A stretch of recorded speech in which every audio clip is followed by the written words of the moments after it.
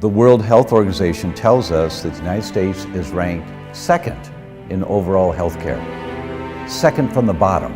Digestive issues are on the rise, so there are over 70 million Americans diagnosed with digestive issues, and a lot of people who have issues that are related to digestive health that aren't being considered as digestive issues. Immune issues like autoimmunity, allergies, asthma, those are really rooted in the gut. Anything from like schizophrenia to IBS to cardiovascular disease. You could do a liver cleanse, every 2 weeks, but if you don't get rid of that source of toxicity, too much LPS gets to the brain, gets to the muscles, gets to the heart, gets to the joints, and can cause lots of symptoms all throughout the body. When we think about issues like Crohn's or ulcerative colitis, they're often being treated as inflammatory conditions of the organ, and the underlying issues aren't being considered.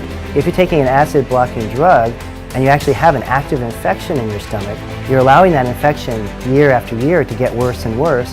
Even though you're getting some kind of symptomatic control, eventually you could end up with a much more serious problem later. So functional medicine is a real systems-based approach where we're not looking just at symptoms, signs and symptoms, but actually functional medicine is looking at the entire system and the interrelations and really creating a partnership between the physician and the patient. So if we're sticking people on medication because of our faulty assumption that it's effective, what happens when they are on it for the rest of their lives? How to ensure good digestive fire, how to support yourself if you have some type of pathogenic infection like SIBO, which is small intestine bacterial overgrowth, or dysbiosis, or a parasite, or candida. People are becoming more aware of gluten and the impact of gluten, but there's also a lot of people out there who say there's no research out there saying that there's any problem with gluten. Is there really research out there? Yeah, it's definitely established now in the literature,